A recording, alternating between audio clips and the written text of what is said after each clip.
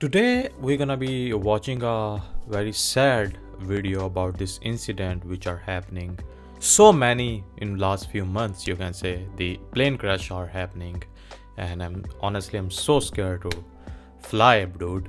But yeah, it's a video about how the latest, you can say, the plane crash that happened like maybe a week ago, you can say, or maybe less than a week ago, about a plane and a helicopter which happened. I think so plane was departing and or landing, and during that helicopter collided with it and crashed.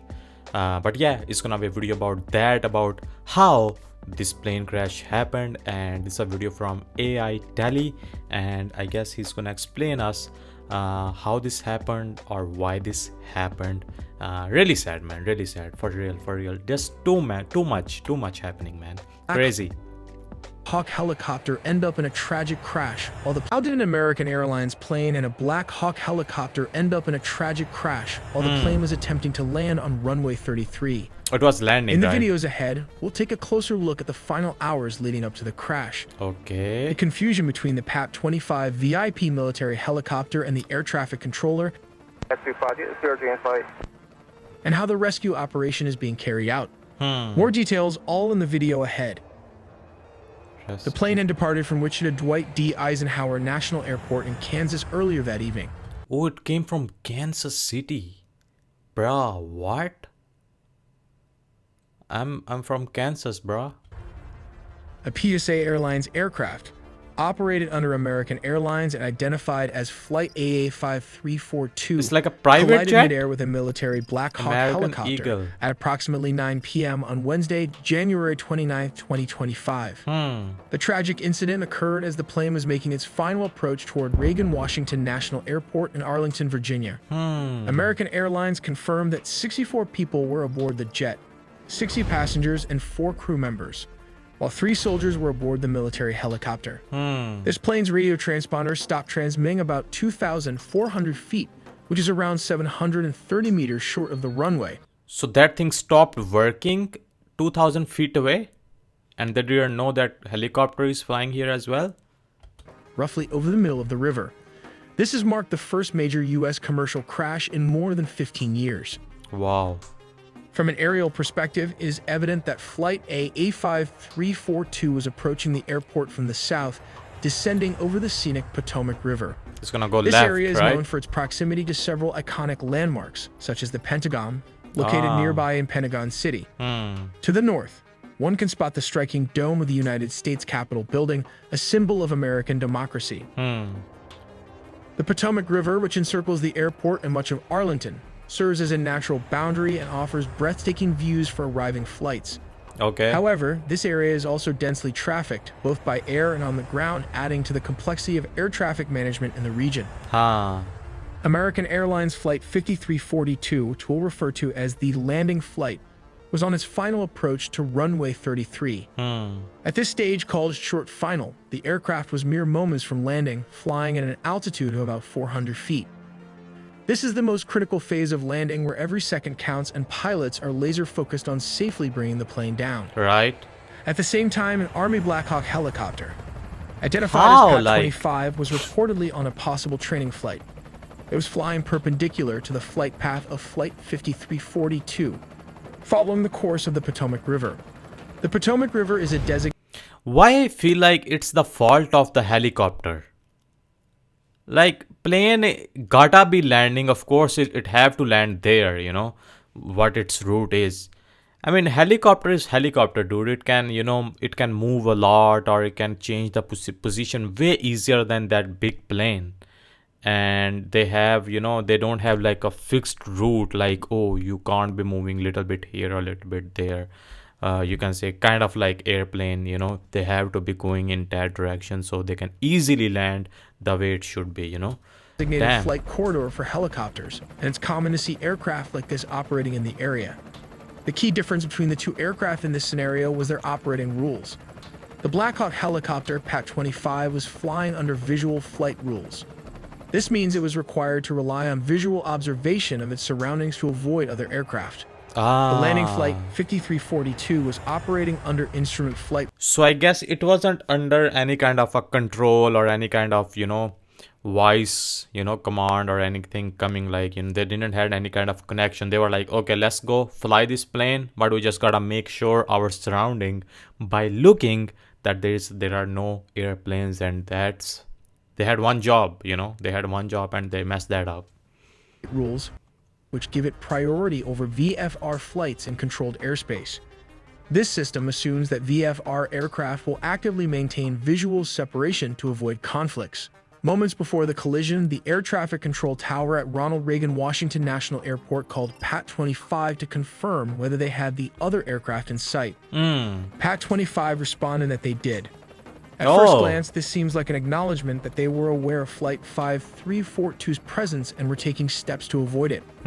However, it now seems likely that PAT-25 had mistakenly identified a different aircraft, possibly a departing flight from the same airport, and believed that was the other aircraft referred to by the tower. Makes sense. Kind of makes sense, honestly. Like, they were like, okay, you see the aircraft? They were like, yeah, we see that one coming.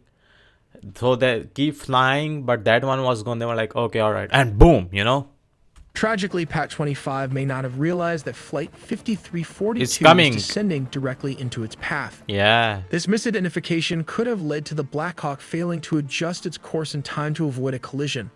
Although I'm not a pilot, this is what appears to have happened based on the available information. It's a heartbreaking incident that raises questions about how such misunderstandings can occur and what safety measures can prevent them in the future. If you have more insight or expertise, please feel free to share your thoughts in the comments. The passenger plane broke into multiple pieces and sank several feet into the river. Yeah. Meanwhile, the helicopter ended up landing upside down on the water. Regarding the rescue mission, the main challenge is access. The water they're working in is about 8 feet deep, which is roughly 2.5 meters. On top of that, the conditions are tough. There's strong wind, chunks of ice floating around, which obstructs rescue workers. Right.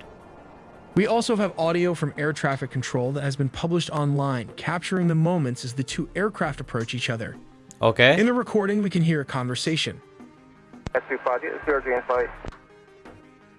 appears to involve the air traffic controller, with P standing for priority air transport, the helicopter, and CRJ referring to the passenger plane. Huh? The response seems to come from the helicopter, but something goes terribly wrong. The two aircraft continue to move closer to each other until they crash, and there was no response from the other side. They keep saying they're inside, This long-shot video recorded by the Kennedy Center cam seems to show two aircraft, a helicopter and a commercial airliner colliding, creating a huge flash. If you take a close-up shot, you can clearly see the Black Hawk helicopter traveling at an alarmingly high speed directly towards the plane. Yeah. A moment of impending danger captured in stark detail. According to reports, the situation unfolded due to apparent confusion on the part of the Black Hawk pilot. He was seemingly unaware of the presence of a second aircraft in the vicinity, which ultimately led to a critical misjudgment. When the flight controller radioed in, asking if the pilot had identified Flight 5342, the pilot confidently confirmed that he had visual contact. However, the plane he was referring to wasn't Flight 5342. It's the second plane. It was a completely different aircraft flying above his position. Damn. This misidentification proved costly. The pilot, certain he was operating safely, continued his course. Tragically, he ended up flying directly into the path of an oncoming aircraft. The sequence of events highlights the immense complexity and risks of aviation, where even small communication errors or lapses in situational awareness can lead to dangerous, life-threatening outcomes. Let's take a look at a different case scenario of a Jeju Air Flight 2216. This South Korean airline was granted permission to land from the south on runway 1 northward. Okay. But control tower cautions against bird activity. Oh yeah, this was the accident which happened, this is the crash which happened before the helicopter and the plane crash. It was just few days before, and then next day this thing happened, man. Just too much happening, man. I'm just so scared to fly. I really don't want to fly. So the aircraft made a slight deviation in flight path. The pilot declares Mayday after it hit a couple of birds, and it was instructed to make a go around and land on runway 19 southward. Okay. It was at this moment the airplane encountered another problem with the landing gear, which did not open. Oh. Finally, the plane had to make a belly landing with what was supposedly a landing gear failure because it hit in the middle of the runway and crashed into the elevated localizer and Yeah, that thing. People were saying, why was that thing there? Or why is that thing put there? antenna and concrete erupting into a huge fireball. Yeah, I saw While the tail that. section remained intact. I think so. Some people also survived this crash. Maybe. I think so. But there is a very clear video of this crash as well out there on social media, that it just comes in and it lands, no wheels, without the wheels, it just land on itself and it just keep gliding and go and crash into this thing like. Morning 8:57. A TC broadcasts a cautionary advisory about bird activity in the vicinity of the airport. 8:59. The pilot of Flight 7C2216 reports a bird strike, declares an emergency with repeated. This is what he said: Mayday, Mayday, Mayday calls and notifies a TC with the message. Bird strike, go around. Just 1 minute after the bird strike at 9 o'clock. The flight initiates a go-around maneuver and requests authorization to land on runway 19, which requires an approach from the opposite end of the airport's single runway that is from the north to the south, which is not the actual landing procedure. Right. Usually then land from the south to the north. 9:01 in the morning, ATC clears the aircraft to land on runway 19, 9:02 local time. The aircraft touches down on the runway. Also, why I feel like this landing way is very small. Like the way that plane land, it didn't even landed yet. Look, it's not even touching the ground yet, and it's almost finished. The runway is almost finished. I mean, they have issue here because one thing they can do is they can make the pathway longer, or they can tell the pilots to land it early. I mean, in this situation, W's to pilot to at least he landed it, but the pathway was just too small, man, So this is just too much going on. Approximately 1,200 look at meters, it. which translates to Not much distance left. 940 feet from the threshold of the 2,800 meter. This is around 9,184 foot runway. 9:02 and 55 seconds later, the airport fire rescue unit completes the deployment of fire rescue equipment. 9:03 Flight 7C2216 overshoots the runway and crashes into a hill-like structure beyond the runway's end, which later on we came to know that it hit the localizer antenna and its adjacent concrete embankment. That thing really put it on fire. Missile attack plane crash. Yeah, this one too, man. Kazakh time, which is this one was the one which really, after this was really the plane crash just started happening every week. Another plane crash, After this one was the first big one, I think so. Russia's Rostov Air Traffic Control Center received a signal indicating that the crew had decided to divert the flight to Aktau due to adverse weather conditions in Baku and Makhachkala, a city in Russia's Dagestan region. At 10:53 a.m., the Rostov flight director informed Aktau's flight manager that an oxygen tank in the passenger cabin had exploded. This explosion reportedly caused passengers to lose consciousness, prompting the crew to request immediate medical assistance upon landing. Emergency teams were swiftly mobilized at Aktau Airport in preparation for the aircraft's arrival. At 11:02 a.m., the pilots made contact with Aktau Airport's air traffic control tower. Despite their efforts, the crew faced significant challenges during their descent. They attempted to land twice but were unable to maintain altitude or stabilize the aircraft. Tragically, at 11:28 a.m., contact with the crew was lost, and moments later, the plane crashed to the ground. This means the plane was hit between 10:30 to 10:53 a.m. Kazakh time by the Russian anti-air defense system. In this scenario, the plane is flying at a significantly higher altitude, rendering the cannons ineffective. Consequently, the system opts to deploy a missile as the optimal weapon for engagement. The missile is launched vertically from its sealed canister.